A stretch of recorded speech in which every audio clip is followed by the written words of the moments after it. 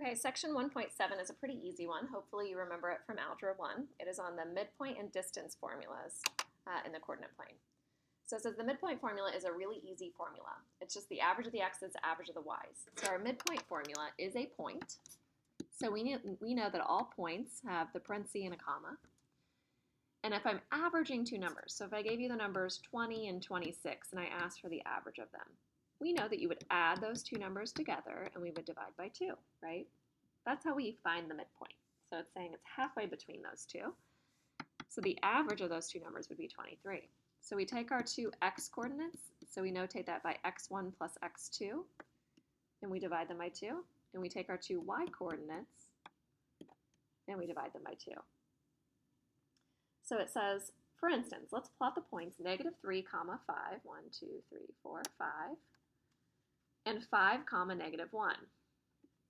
So we have these 2 points on our coordinate plane. So if I want to find the midpoint, halfway between them, let's connect them with this line. It's going to be somewhere around here, right? So what we do is we talk about how far we go along the x-axis. So we go from a -3 over to a +5. So we go 8 units. So if I want to go halfway between there, I go 1, 2, 3, 4 units. And then the same thing with our y values. So we were at a height of -1, and we're going all the way up to a height of 5. So that's 6 units. So if I go up 1, 2, 3, that means my midpoint is right there. So that's at the point 1, 2. It's kind of hard to see in my sketch. My line was not very straight.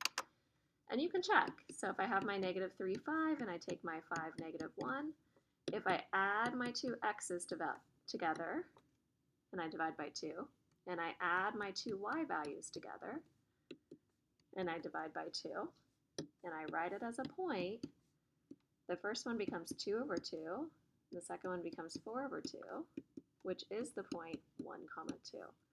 So that is our midpoint. So we use a capital M, not a lowercase m, because that would be slope. So capital M for midpoint. So remember, it's just the average of the x's, average of the y's. So number 1 says find the midpoint M of the segment with endpoints A and B. So if I have A is at -3, 4, and B is at -5, -2, I could do all that work. I could sketch it out, and I could find halfway between the x's, halfway between the y's. Or I can just use this equation. So I can say -3 plus -5 divided by 2. So I took my two x values, added them together, divided by 2. And then I take my two y values.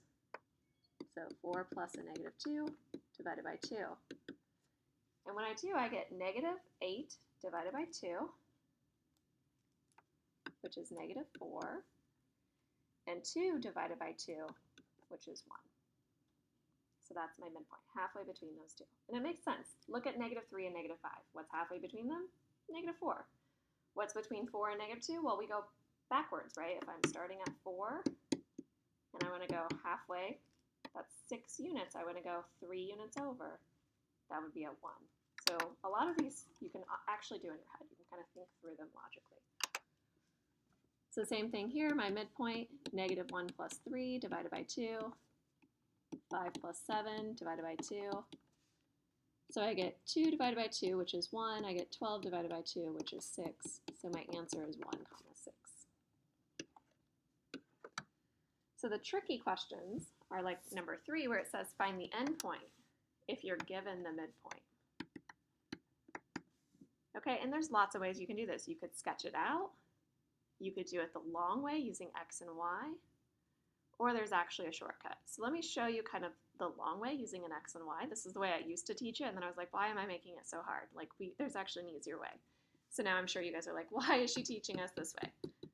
So if you have x, y as your endpoint, and you have the other endpoint, -1, 5 as the endpoint, we just add those two x values together, divide by 2. We add our two y values together, divide by 2. And we end up getting that midpoint, which should be 3, -5. So x plus a -1 over 2 has to be 3. So x minus 1 over 2 has to be 3. And we know how to solve that equation. We multiply the 2 over, we get 6. We add the 1 over, we get 7. And then the same thing here, we say, oh, well, my y plus 5 over 2, that has to be negative 5, because that is the midpoint, the y value of the midpoint. So I multiply that 2 over, I subtract the 5 over, you get negative 15. So that means that your other endpoint, A, has to be the coordinates 7, negative 15. That was kind of an obnoxious amount of work, right? We don't want to do that. So here's our shortcut. What we do is we think about A, we think about the midpoint, and we think about B. So our midpoint is in between, it's 3, negative 5. Our B value is negative 1, 5. And we think about how to get to that A. Well, graphically, if I have, 2 endpoints and I'm trying to go to the midpoint, don't I go over the same amount for x as I go here? And don't I go up the same amount here that I go up here? That's what we're going to do. Okay, so in order to go from A to M and then M to B, I go up by the same amount. So if I'm going from 3 to negative 1, how do I adjust it? How do I change the number 3 and make it into negative 1? I subtract 4, right? So that means I need to subtract 4 to get the other one. Okay, so that means if I start with 7 and I subtract 4, I'm left with 3. Do you see how that works? So another way you could think of it is if you don't want to think about the subtracting 4, you can go this way. You can say add 4 again. Oops, I wrote plus, or I wrote minus, but plus 4. So I'm adding 4 to go from negative 1 to 3, and I add 4 to go from 3 to 7. Let's do the same thing here. How do I adjust? I subtract 10 to go from B to M, and then I subtract 10 again, so I'm going to be at negative 15. Isn't that the point we had down here? So we're good. So that's our shortcut. So you want to think about how you adjust your points to get to each thing. All right, so it says find all the missing side lengths. So this is the Pythagorean Theorem. Write all answers as simplified radicals and also round to the nearest tenth. So I think I skipped maybe something, but the Pythagorean Theorem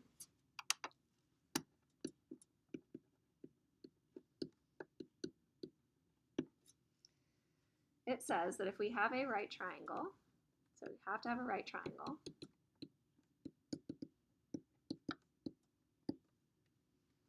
it says that a squared plus b squared is equal to c squared.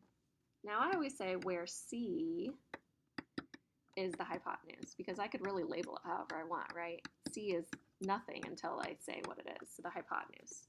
So c is across from the 90-degree angle.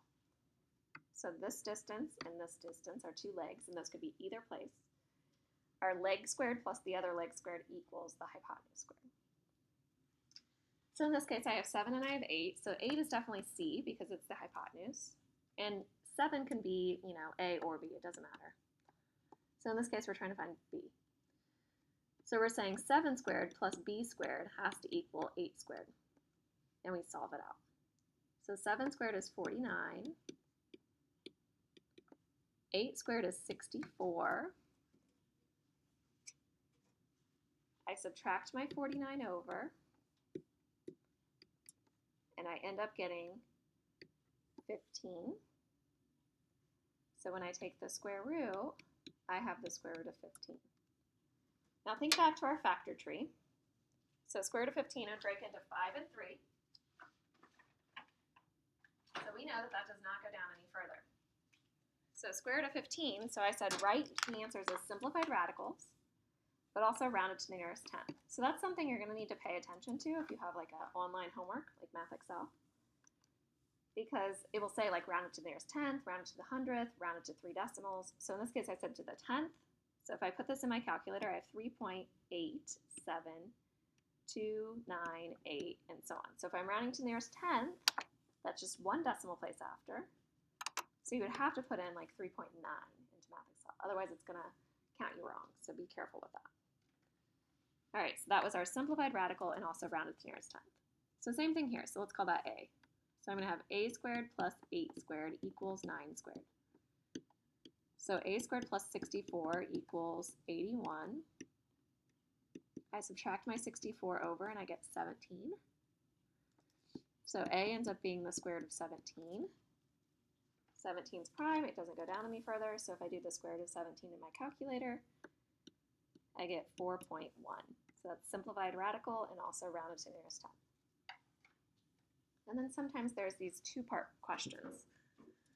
So this one we're going to need to find this distance in here first. So we'll call that x. And we're going to find all the missing side lengths. So I'm going to find x, and then let's find this, we'll call y. Okay, so this doesn't always have to be a, b, and c. So if I look at this triangle first, the smaller one, I see that I have 11 squared plus x squared, or 2 legs squared, equals hypotenuse squared, which is 26 squared. So 26 squared is 676.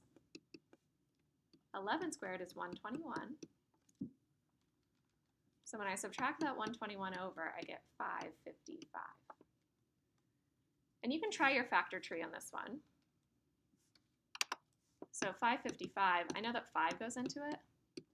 It goes in 111 times. And I don't know if you guys know the threes trick. So see the numbers 1, 1, and 1, they add up to be 3. So if the digits add up to be 3, then that number is divisible by 3. So I know 3 goes into it, but it goes in 37 times. And 37 is prime. So in this case, the square root of 555, that's as simplified as it gets, which is kind of weird. It seems like it should break down further, right? So the square root of 555 is 23.6, around there, if I round to the nearest tenth. So now I use that in this other triangle, so in the second triangle. So I'm like, okay, well, I know my x squared plus y squared has to equal 29 squared. So x squared was the square root of 555 squared plus y squared has to equal 29 squared. 29 squared is 841. So I have 555 plus y squared equals 841. So y squared equals 286.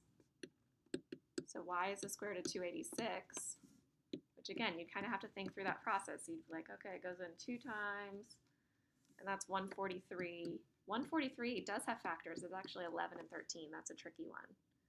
But it doesn't break into where there's 2 factors of something like 2 2s or 2 11s, right? So that's actually as simplified as it goes. So the square root of 286, if you find the decimal version, it's 16.9. So that is a tricky problem. Lots and lots of steps there. So sometimes you need to find one variable in order to find something else, okay? So multi-step problems. All right, so the distance formula. So the distance formula is the one that's a little bit harder for students to memorize, okay? But really, if you think back to what we just did the Pythagorean Theorem, it should make sense to you. So here's a sketch of what we're doing. So let's say we have a point way over here. So let's say it's 5, comma, I don't know, 7. And then we have a point over here, which is -2, comma, -1. And I want to find the distance between them. That means I want to find the length of this line. Okay. All we do is really the Pythagorean Theorem. So what we do is we draw in this little triangle, and we talk about the distance between our y's and the distance between our x's. Well, the distance between our x's is whatever x value we had here minus whatever x value we had here. So if I'm finding the distance between -2 to 5, isn't that 5 minus a -2, which ends up being 7? Do you guys see how that's 7 units across? So what we did is we took our x value and we subtracted out our other x value. And then we do the same thing for the y's. So if I'm at a height of 7 and I want to go down to a height of -1, what I'm finding is that length, 7 minus a -1, which is 8. And again, what I'm doing is I'm taking my second y value and I'm subtracting out my first y value, y2 minus y1. So if I want to find this distance d, I would say, oh, d squared, let me write it, a squared plus b squared equals c squared, right? So I have 7 squared plus 8 squared equals d squared. So I have 49 plus 64 equals d squared. And then I would add those together and I'd take the square root of both of those. So in other words, I could have gone here and I could have taken the square root, right? And so that's what the distance formula is. What it looks like is d is equal to the square root of, well, what was 7? It was x1 minus x2, and then we square it. And 8 was our y, oh, sorry, let me do my 2's first because I did that. I want to be consistent. So x2 minus x1, and this was y2 minus y1 squared like that, right? And that's the distance formula. It's really just the Pythagorean theorem. So you could always just sketch it out and you could draw a right triangle. But it's not hard to memorize that once you know what's happening. The square root came from this just being d squared, right? So it was x2 minus x1 squared, and it was y2 minus y1 squared. So I do expect you to memorize that for your test. So our distance between points A and B, we take our x values, and we subtract them, and it really doesn't matter which order you go in, because in this case we're going to square it. So if you do it either order, like if I had -4 and I squared it, it's the same as 4 and then squared, right? So it doesn't matter which order, but I'll do 0 minus a -3 squared and 4 minus 0 squared. So I have 0 minus -3 is 3, so 3 squared plus 4 squared.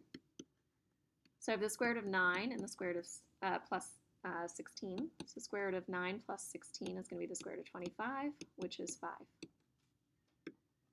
So the mistake that I often have students make is when they get to something like square root of 3 squared plus 4 squared, they think that these square roots and square just cancel. So they're like, oh, it's 3 plus 4, it's going to be 7. Okay, it doesn't work that way. We just saw that 3 squared plus 4 squared was 9 plus 16, which was 25. And the square root of 25 is 5. So you can't just be like, oh, it's the same as 3 plus 4. 5 isn't the same as 7, so be very careful with that. So the next one. So I'm going to have 4 minus a -1 squared. And I have 8 minus a -4 squared. So 4 minus -1 is 5 squared. This is 12 squared. So this is the square root of 25 plus 144. Add them together, we get the square root of 169. And that actually comes out evenly. The square root of 169 is 13. So those both came out nice. So make sure you're paying attention. If you have your online homework, make sure you're, listening to the directions. So it might say round to the nearest tenth, round to the nearest hundredth, round to the nearest thousandth. Know what that means. Or it might say write your answer with the square root. Okay, so if you had something like 5 square root of 2 in the end, you put it in as 5 square root of 2. So just be careful and look for things like that. All right, so the converse of the Pythagorean theorem. So we know that if c squared is equal to a squared plus b squared, it has to be a right triangle. That's the Pythagorean theorem, right? Well, what if c squared is bigger or smaller than a squared plus b squared? Well, that's actually something new for us. Okay, so if c squared is smaller than a squared plus b squared, it's an acute triangle. And if c squared is greater than a squared plus b squared, then the triangle is obtuse. So notice in these, I always started out with c squared. So let's do that here. So we're going to do c squared, and we're going to do a squared and b squared, and we're going to see how they're related. So I'm going to put a little question mark there. C is always the big one. So I have 17 squared, and I have 9 squared plus 12 squared. Doesn't matter which one you do first on that side. 9 squared is 81, 12 squared is 144. Adding them together, you get 225. And 17 squared is 289. So now we make our decision. So we say, well, how are these related? Is 289 bigger or less than 225? And it's bigger. So if you remember back in elementary school, the alligator eats the bigger number, right? So it looks like that. So 289 is greater than 225. So since we use the greater than sign, it's an obtuse triangle. So it means that this angle right here is not 90 degrees. It is an obtuse angle. All right, so same idea on these. So we do our 20.1 squared. We're seeing how it's related to the 9.6 squared plus 18 squared. And you just go through that same process. So I'll do this 6 squared plus 18 squared all together on my calculator. So I get 416.16. And when I do 20.1 squared, I get 404.01. So now it's smaller than. So since we're smaller, less than, this has to be an acute angle. So this is not 90 degrees, this is an acute angle. So maybe it's like 89 degrees. It looks like it's 90 degrees, but we can't assume that it's 90 degrees. And then the last one, I'm going to guess that it's a right triangle. What do you think? So we have our big side. So our big side is that 16. And you can check, like if you do 2 times the square root of 39 on your calculator, you get like 12.5 around there. So I'm going to have 16 squared. I want to see how it's related to 10 squared plus, and I'm going to do 2 squared root of 39. And notice I'm going to write the whole thing squared. So be careful when you put this into your calculator. This is one thing that a lot of people will mess up. I'll show you on my calculator here. So we're trying to put in this 2 square root of 39. So you have to be careful. You could do 2 square root of 39 and then hit enter. So that's where that 12.5 number I was talking about comes from. And then you can hit squared. And it will take that number and we'll square it. So it's 156. Or you could do 2 square root of 39 and then squared, but all together. But if you do that, you need to put parentheses around the whole thing. Because if you didn't put parentheses, so let's say I had the same thing, and instead I forgot those outer parentheses, it's not going to square that 2 out front, and it gives us something else. Okay, so be really careful. So what we're doing here, you know, if I was doing it by hand, is I'm saying the 2 is being squared, and the square root of 39 is also being squared. So it's 4 times 39, which was that number that we had. Let's see, 4 times 39. 156. So that's what's happening. So we have 156 there, plus 100. So we get 256. And if you do 16 squared, you also get 256. So now they're equal to each other. So this is a right triangle. So that means that would have to be 90 degrees there.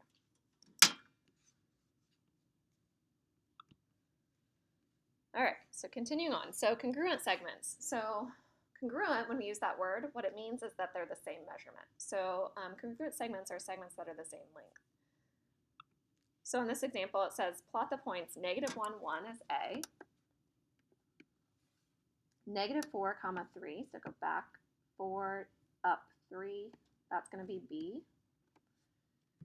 C is 3, 2, and D is 2, -1. And it says draw on segments AB, AC, and AD.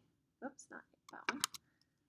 So AB, AC, and AD. And it says find the lengths AB, AC, and AD. So notice how I don't have like the lines over these. Whenever you don't see the lines, this means the length of the segment.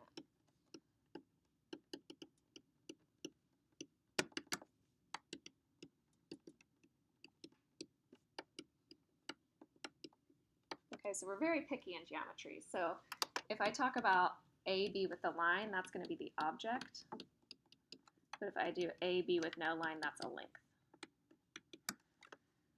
Okay, so are any of the segments congruent? So if I'm finding AB, then I would just do the distance formula between A and B. Or you could sketch out this little triangle. So you could say, oh, that's 3 and that's 2. So it's going to be the square root of 3 squared plus 2 squared, which ends up being 9 plus 4, so square root of 13. And then we can find AC, and you can do kind of the same thing. So you can say, oh, AC, that's going to be from here to here. My pen's off a little bit. So I think it's 1 unit and 4 units. So that's 1 squared plus 4 squared. So it's the square root of 17.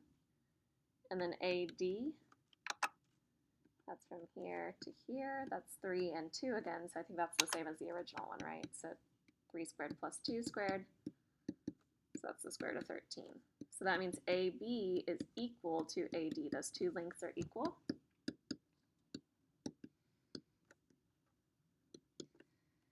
And the way we'd write it with segments is we'd say the segment is congruent. So segments are congruent. So you'll get used to this with geometry. So objects are congruent, lengths or angle measurements are equal. Okay. All right. So it says draw the triangle formed by the points -2, 2, 0, -1, and -2, -3. Find the distance between each pair of points. So -2, 2,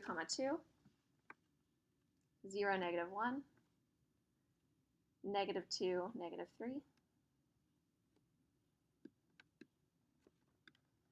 And then it says find the distance between each one. Now it's convenient to see the picture on this one because we can see that the distance between A and C is just this straight drop down. And we can count. So we're counting these like little bumps here. We're counting the spaces. So when I count those spaces, I have 1, 2, 3, 4, 5. So it's 5 units apart. And then it looks like this creates what we call an isosceles triangle. And you can check, it does go down the same amount that it goes over, 2 and 2. And this goes up the same amount that it goes over, 2 and 2. So what I'm saying there is that these two segments end up being exactly the same. Okay, and you can find the length of each one, they're the same. So what's happening is, like I said, we're going up 2 and over 2. So we have our distance formula ends up being 2 squared plus 2 squared. If I did the whole, x2 minus x1 squared, and so on. So I'm going to have the square root of 8, which makes 2 root 2. So we found that AB was 2 root 2, and we found that BC was also 2 root 2, and AC was just that straight drop down, so that was 5. Okay, so number 3, so it says draw a small right triangle below using a ruler and protractor. Measure the lengths of the legs in millimeters. Use the Pythagorean Theorem to estimate the length of the hypotenuse. Measure to see how close you were. So I'll let you guys try that on your own. So I'm going to grab a ruler. So you guys go ahead and sketch in. So draw a right triangle, being very careful to have that 90-degree angle. And I'll do it as well. And your measurements are probably going to be different than mine. Okay, so mine is much bigger because mine's on my screen. Now centimeters, so if I found how many centimeters mine is, it's 3.5, so it's 35 millimeters. And then if I go from the top to the bottom here, it's 6.4, so 64. And then if I do this next one,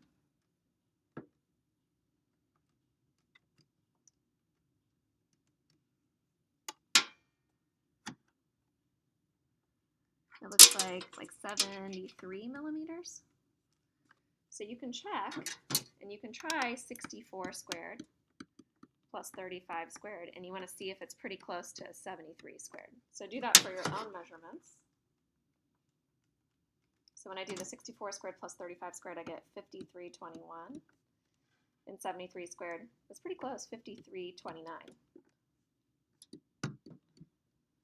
Okay, so obviously the human eye, that could have been 35 or maybe 34, I don't know. So it could be a little bit off, but it should be pretty darn close. And the bigger you draw your triangle, the more accurate that would be. All right, so let's stop there.